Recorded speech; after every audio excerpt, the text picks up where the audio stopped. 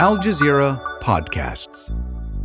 Menopause is not a disease. Menopause is not the fault of any woman. It's not the result of wrongdoing. It's a normal developmental phase. If you have ovaries or know someone who has or had ovaries, then this episode is for you. Because I'm here to talk about perimenopause and menopause. I'm Samantha Johnson, and this is Now You Know, a new series from Al Jazeera dedicated to amplifying women's voices, stories, and at times some pretty uncomfortable topics.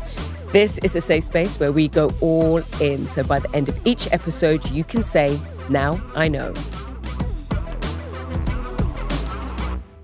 Now, while researching for this episode, my producers and I got quite curious about what menopause meant in different cultures. Now, in Greek, it's quite straightforward. Men translates to month, which is related to the moon, and parin means to cease or stop. In other words, the time when a woman's monthly or lunar cycle stops. Till this year, menopause in Arabic was translated into age of despair. It's now age of renewal. It's similar to the Japanese word kaneki, which means renewal years and energy. Whatever the definition, menopause continues to have negative connotations for women in many societies. It does feel like there's a shift happening in conversations around menopause. More women are talking openly about it. Celebrities like Naomi Watts and Halle Berry are fearless in their quest to normalize the conversation in the global north. But what's the conversation being had in the global south? Menopause is an experience that half of the world's population is or will experience. As for the other half, men, even you can benefit from what you're about to hear. Our guest today, Sue Mbaya, was born in Tanzania. She lived in South Africa, Kenya, and Ethiopia, and prefers to call herself African rather than identify with a single nationality. And it makes sense because for the last 30 years, Sue has worked in policy on the issue of accountable governance for women across the continent. And when it comes to menopause, you'll want this woman on your side. So, a huge thank you to Sue for joining us on Now You Know. I just want to begin with something quite basic, and I just want to know if you could just define menopause for us. Well, menopause is, scientifically defined as exactly 12 consecutive months after your last menstrual cycle. So essentially, as you age, you become less and less, productive, and your reproductive mechanism slows down. And that is evidenced by your menstrual periods becoming less regular. Missing, a period 2 or 3 months is, it's acceptable. It can happen. But if you go exactly 12 consecutive months without a period, we can effectively say that reproductive machinery is no longer working. And at that point, you have reached the point called menopause. And then there's something else called perimenopause. Right. So can you break that down for us? From the time that you're 12 or 13, you start having your menstrual, periods, you are in your reproductive phase. And that is called the pre-menopause phase. Glory days. Everything's going well, maximum levels of estrogen in your system, you look fantastic, your hair is great, your skin is elastic, your shape is beautiful, you're tight. Glory days, I call them. And then at the time when you start going into that irregular phase, you're aging, the estrogen levels in your body are starting to decline, you start to experience symptoms that are like menopause symptoms. That's the perimenopause stage, where you're starting to experience really bad headaches, maybe you're forgetful, irritable, hot flushes, but you haven't reached that period, that stage of 12 consecutive months. But the symptoms are the classic menopause symptoms. Perimenopause is so disruptive. It's such an anxiety-filled, topsy-turvy time. You don't know what's going on. You haven't figured out how to deal with those symptoms. You don't fully understand what's happening. So it's a very, very disconcerting time. According to recent research, over 1 billion women around the world will have experienced perimenopause by 2025. So considering so many women are going through and will go through this, why isn't this a bigger topic of discussion? Well, it's the hush-hush, isn't it? Menopause is considered to be a taboo subject It's supposed to be, there's a stigma around menopause. So although it is a normal developmental stage and every woman who reaches a certain age will for sure go through it, it's still considered to be a taboo. So the taboo and the stigma are exactly the reason that we find it awkward, societally unacceptable or inappropriate to talk about it. And essentially, when you have a stigmatized condition, women or people who are in that condition are first of all blamed, then they are marginalized, and then they are really, really, ignored, if you like. And this is reflected in policy and practice. It is reflected in prioritization, and it is also, reflected in resource allocation. But considering, again, I go back to the point that so many women will go through this. Why is it a taboo? What's behind the stigma? And where did all of that come from? I think one word, patriarchy. I always say that if we had a condition that is sure to affect every male in their glory years, in their most reproductive phase, and cause their private parts to shrink, it would have been resolved a long time ago. But seriously then, where did it emanate from? Society has tended over generations in all parts of the world to marginalize women and the issues that affect women. So this issue, which only affects women, which only affects women in their older years, has always been deprioritized. Things have changed. 100 years ago, if you were 55 years old and in menopause, you were, in the house, in the kitchen, and probably only 5 or 6, 7 years before the end of your life because of life expectancy. Today, if you're 55, you are CEO, you're chair of a board or something like that. You are impacting, influencing society at unprecedented levels. And so going through menopause at that time is hugely disruptive. You just mentioned something very poignant there. The number of women who actually drop out of the workforce because they're going through something so disruptive. According to new research, 99% of women say their symptoms have negatively affected their careers. More than half have had to take time off work, and 60% say their workplace didn't offer any menopause support. So how do we tackle this problem both on a policy and a societal level that, women get support in the workplace?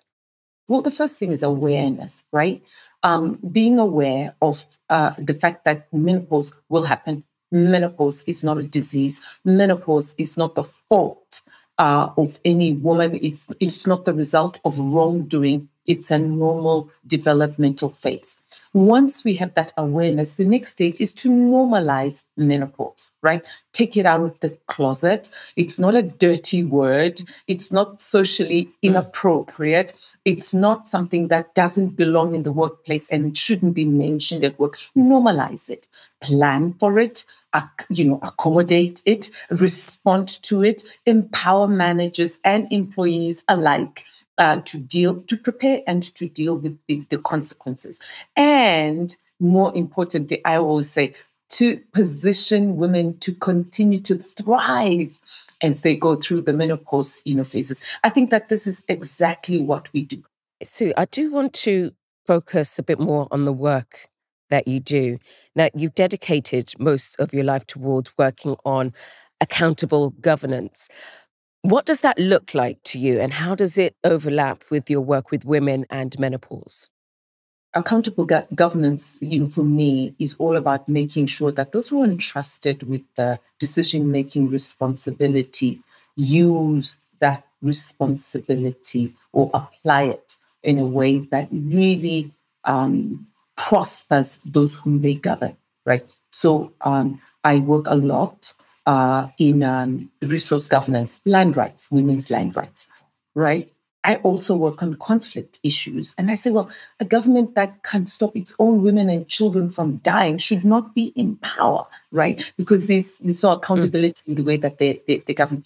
Well, in the same way, when we come to women's empowerment issues and menopause, any government, any leader, societal leader who doesn't position women to continue to thrive, to access the resources that they need, to be well, to stay well, and to do well through menopause is not governing appropriately, because that's 50% of your constituency being women, and at any one time, maybe 25% or 30% of your women going through menopause symptoms. So I think that accountable governance is so central to the issue of menopause because we're not seeing resources being channeled towards making sure that women go through this normal phase in a way that gives them dignity and allows them to continue to thrive and allows their society to continue to benefit from their contribution. And through your work, have you seen any positive change? I think that 10 years ago, we would have been appropriately saying that globally, the stigma around menopause is intact. What I tend to see now is, beginning with the developed world, the stigma around menopause is starting to reduce, right? We hear more and more about menopause, and really, really grateful to celebrities, for example, who are coming out and talking about their experience with menopause. Once thought to be a taboo conversation, celebrities like Oprah, Naomi Watts, Drew Barrymore, Gwyneth Paltrow, and Viola Davis are speaking up in hopes to normalize this natural part of womanhood. So you guys might say, okay, why me? Why am I here? Well, first, I'm here because I'm standing up for myself. Because I know that when a woman stands up for herself, she stands up for all women. And all women go through menopause. It just, made me think I'm on my own and I don't know where I'm going. I feel ashamed. My life is over. I literally need to go to the corner and with my knitting needles. And I'm like, but no, I'm not done. And if you put me there, I might use those knitting needles in another way.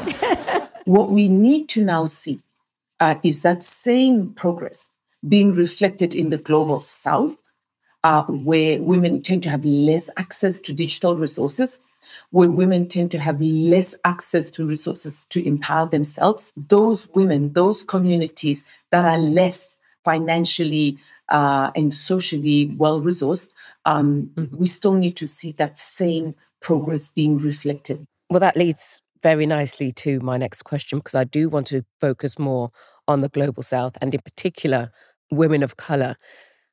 Can you just tell us how structural racism impacts diagnosis or management of perimenopause and menopause in women of colour? For me, in the global south, the entity and the person who is seeing me less likely to be resourced.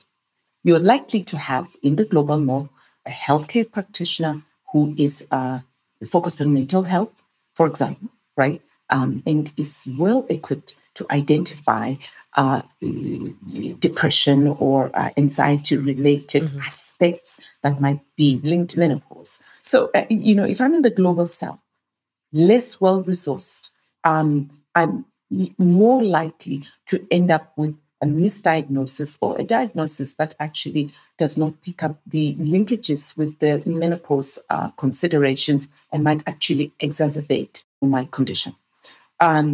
We, in the global south, have got so many competing concerns, right? That the suck it up attitude is more prevalent. So we're less likely to be concerned about the fact that I'm feeling anxious. If I'm not dying, if I don't have a cardiac issue and I don't have high blood pressure, these softer issues are less likely to be considered. And then my menopause experience is worsened in that respect. So that structural inequity, right, predisposes itself to a racial inequity. So we have access to a wealth of knowledge, especially with your podcast, Pause for Menopause. Have you noticed that there's a change in conversation with women in the Global South? Thank you, Sam. That's a really, really important question. I think that we are at the beginning. We're not there yet by any stretch of the imagination. Let me give you an example. On my podcast, Host for Menopause podcast, we host in October what we call the Menopause Bootcamp, just a really high impact engagement with the various aspects of how menopause impacts a woman. And one of the topics that we handled last year on the bootcamp was menopause and your mental health.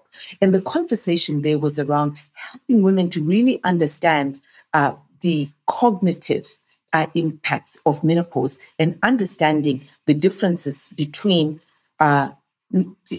decline in cognitive function, which is linked to Alzheimer's and dementia, and actually say that that's not the same as menopause disturbances that you experience as part of menopause. And this was a hugely important conversation, and it was like an aha moment.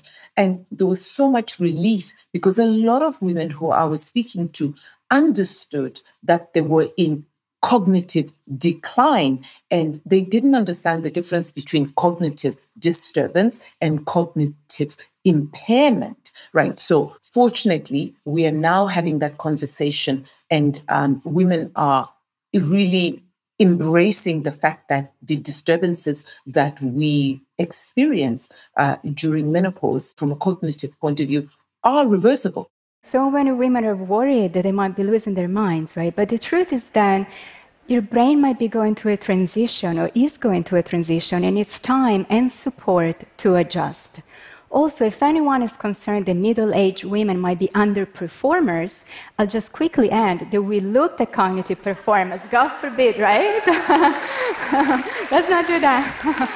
But we looked at cognitive performance and we found absolutely no differences between men and women before and after menopause. And other studies confirm this. So basically, we may be tired, but we are just as sharp. So I'm finding that finally we're able to talk about what I call the double stigma. Menopause is stigmatized, mental health is stigmatized. So the issues around the cognitive disturbances, brain fog, are the least likely to be discussed by women, especially in the workplace, because you've got the double stigma, menopause and mental health. But now, as we actually listen carefully to science and what it's telling us, there is increasing interest and willingness to have the conversation. I love the fact that you have a boot camp for something like this, for perimenopause, for menopause. I think it's great that we're, as women, are just taking control of our well-being, our mental health, our physical health.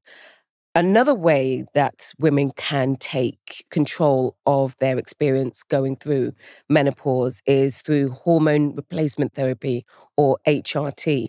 Can you just tell us what HRT is?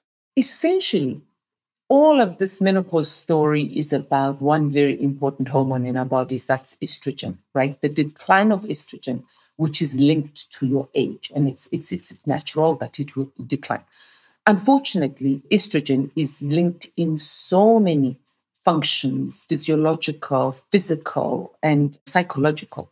And it becomes important to talk about how to replace estrogen, because the decline is so severe, of estrogen is so severe that it interferes with normal function. So HRT is about replacing the hormone. Now, unfortunately, there's a lot of bad press of HRT out there, and a lot of it goes back to some early studies, and one in particular, that made a direct and significant link between HRT and cancer. There have been scary headlines, misleading advertising, bioidentical hormones essential for quality of life, feminist outrage, and just a whole lot of noise. There seems to be misinformation about hormone replacement therapy. When it comes to managing menopause, figuring out if hormone therapy is good or bad can be tough. What is it really? It's not so much cancer and menopause. It's more of cancer and age. The risk of most cancers increase as you grow older. And so that was inadvertently interpreted previously as a risk between menopause and cancer. So women, for example, who go into menopause later and later, in other words, they have estrogen in their system later and later, are more likely to experience cancer. Nothing to do with HRT, right? So this is the estrogen effect. So I think there's more reason and more science and more logic now being applied to this relationship between HRT and cancer. And of course, not all women will go for HRT, but at least, every woman needs to know the information before they go to their GP or go to their doctor.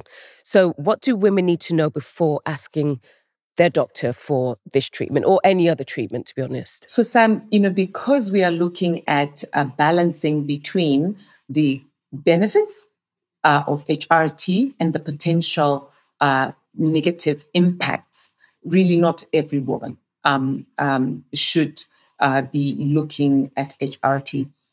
The question that you asked about what you should be asking your doctor is a really, really important one. Doctors should be pre-screening you. So, for instance, one really important thing, we've already talked about the issue of cancer and especially breast cancer. You should be going for a mammogram to make sure that you don't already have lumps that could be indicating any kind of, cancerous cells. And on the basis of that, on the basis of those results, the doctor will then decide which, if any, of the different types of HRT is the right one for you. In my personal case, if I could just share with you my personal story, is that I was suffering such significant consequences or disruptions because of menopause that I came forward asking if I could go on HRT. And actually, the pre-screening excluded me, from appropriateness, and so I couldn't go on the HRT. So it's really, really important to do those pre-screens. And what can women do to optimize their mental and physical health while they're going through perimenopause and menopause? Well, I say, as with anything, exercise. You want to exercise that brain, right? So the more you do with your brain, and people always say, learn a new language, acquire a new skill, play these games that exercise your brain. Because you know what? The decline in estrogen does impact the way that the cells in the brain work with each other. It impacts the different places in the brain, like your thermoregulatory center, but also the amygdala, which is your memory center. So anything that you can do to exercise your memory center of your brain will definitely help you. So exercise. The second thing that you want to do is just help yourself, right? You know what the impacts of menopause are. For example, it messes with your sleep, right? It increases your stress levels. So what you want to do is help yourself and counter all of those. Because remember, even without menopause, if you don't get enough sleep, your memory is off a little bit, so get more sleep. And in the same way, reduce your stress levels. And then even more importantly for your mental health, stay connected. Socially, because menopause has the impact of isolating women. But most importantly, I always say, inform yourself. Get in the driving seat. Get to understand what menopause is, how it's impacting you as an individual, and how you can get in the driving seat.